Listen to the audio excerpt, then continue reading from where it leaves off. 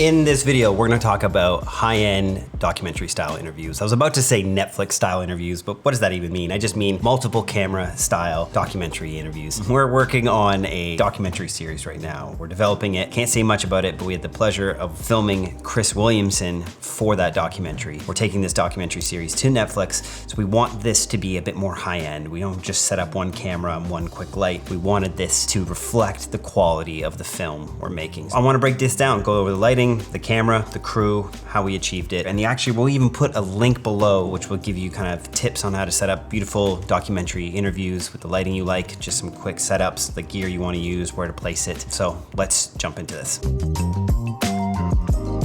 Now, we are gonna be doing another video where I go over how to ask the questions in your documentary interviews. But right now, this is more the theory and technical side of actually the aesthetic of that interview. So I wanna go over each camera and why we placed it where we did, and then I'm gonna go over the lighting. So the first camera, our A camera, was an Alexa 35 with Canon Cine primes. I believe it was a 35mm that we used. This camera is your traditional main angle. Quick tip, I always like to have that as a bit wider of an angle. I'm always gonna be able to get in close with some of my side angles.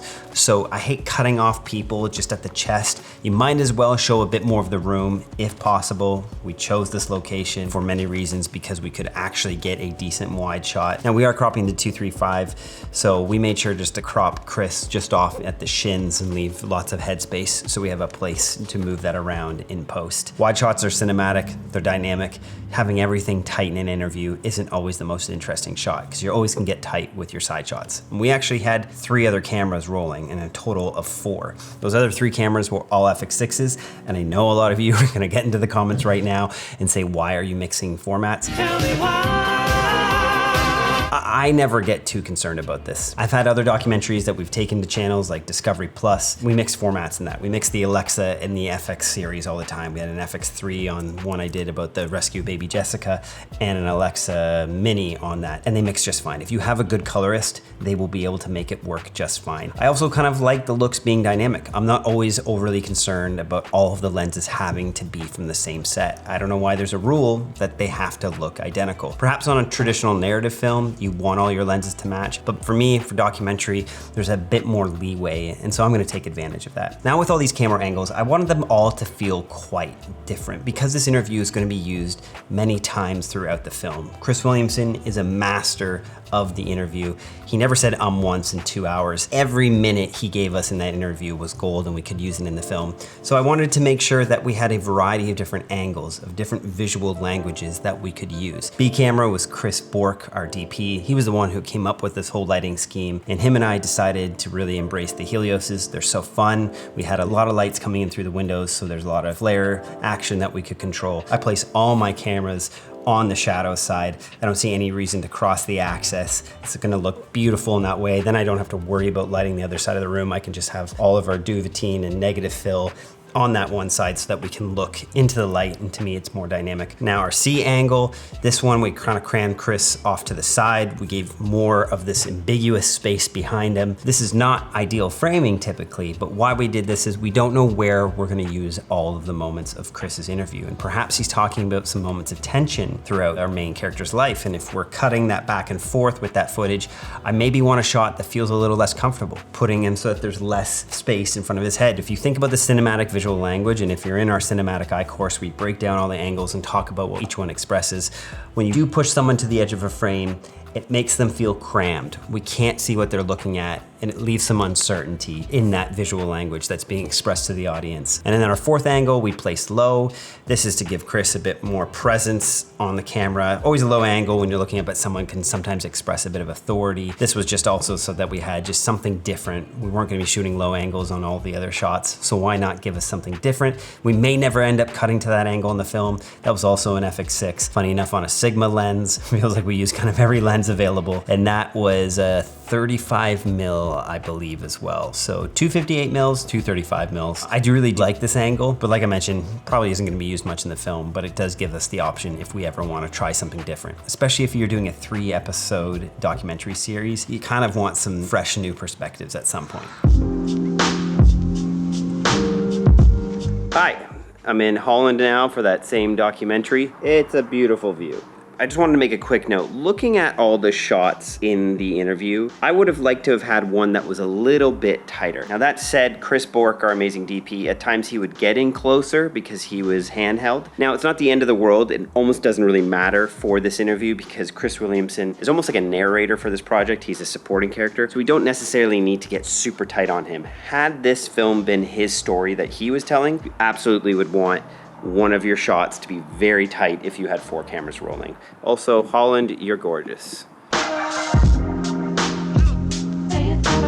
In terms of our lighting setup, I think the environment you choose is just as important as the lights you bring. We really sweated over this. We went through many locations. We looked at many. We sent out a producer, Brittany. She checked out many locations.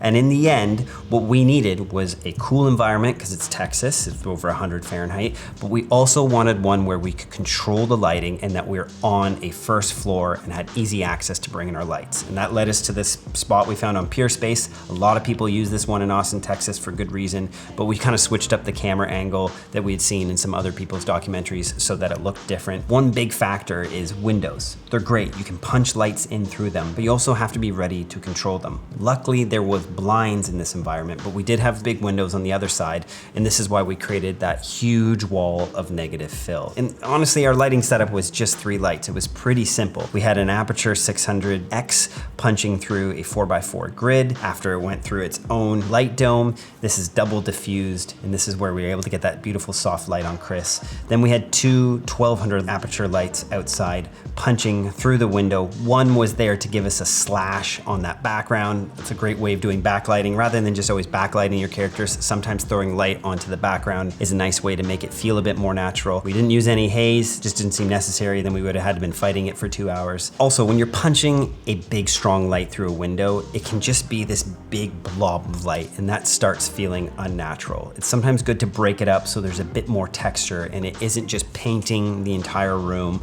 with bright white light. So Dan, our gaffer, actually grabbed some foliage from the neighbors who were cutting down some trees. He gripped it to these stands and we punched our light through that. It's a great way just to add a little dapple in the background and make it feel more natural. And I wanted to mention today's sponsor. I made this joke before, but it's us, Art of Documentary. We're opening our doors again this September. I know you hear me talk about it a lot on this channel, but we've been adding a ton of new content. I've just recorded 7 more videos with cinematographer Nick Pilecki doing full breakdowns. The feedback we've gotten from so many of you is that your confidence is boosted when you've gone to set after watching these videos because you begin to understand not just the technical side of where to place your lights, but the theory, and it's giving you that confidence to get the most cinematic footage when you arrive on set. We have a collection of over 330 videos at the time. Actually, no, after this week, we'll have 344 videos because we recorded 14 new videos. We're constantly adding more to the course, getting your feedback, and we also have monthly calls and contests. We just did the one-day doc competition, and this was amazing. We had hundreds of films submitted from the AOD community. We give out awards. Your films get featured on our YouTube channel over on the Art of Documentary. As always, the first 48 hours when our doors open is the best time to join. And we're always doing giveaways as well, so go check out those posts there. We've given away 5 cameras already in the past 2.5 years, and we're giving away another one very soon. If you wanted more information, send me a message or DM me over on Instagram, and go check us out on theartofdocumentary.com. Now going over the crew, I kind of feel this is the minimal amount of crew you could use for a documentary setup like this. If we were gonna have any less crew, we just would have needed a lot more time. We had Chris Bork, who's DPing this. He did an amazing job and came up with our lighting plot. We then had our gaffer, Dan Leonard, and he had to work out in that Texas heat over 100 Fahrenheit out there, setting up our 1200s, punching them through the window. He worked very efficiently and was able to get a huge amount of negative fill set up in that space. And then, most importantly for an interview, we had a sound person, Nick Chaureau. I highly recommend going with a sound person whenever you can afford it. Now, Chris showed up wearing a really thin t-shirt, so Dan had this cool strap where he was able to attach the mic on there so that it didn't show up taped to Chris's shirt. And also it was a really hot day, so if he had used medical tape to tape the mic on, it might start slipping. Sound recorders often have all these tools and have come up across many situations that you might not have as a filmmaker. So having them there to get that good sound is so important, especially for a really important interview like this. And for our BTS swing, kind of every type of role on set, we had Ian Michael. You can check out his YouTube channel out. He shot all this BTS. He's also an amazing cinematographer himself. It was great having him on set. And I can't forget about our producer producer, Tad Munnings, and he hid behind a 17-inch monitor in the corner and took notes throughout this. And it was really great because Tad knows the story for this film, so he was also able to give some questions at the end that I might have missed.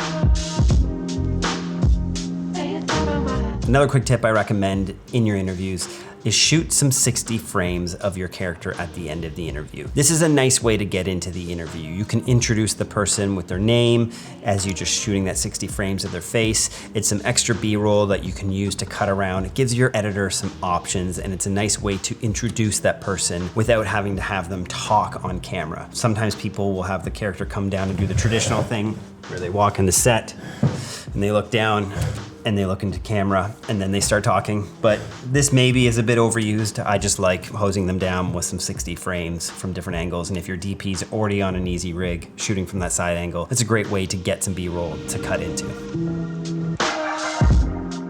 I've mentioned some other quick tools is have blotch pads. It was 103 Fahrenheit that day with 100% humidity. Chris showed up and was so hot he had to rip off his shirt, and that's why he's standing around for half this B-roll without a shirt on. He's also very jacked, so if I had his body, I would absolutely be walking around set without a shirt on that often.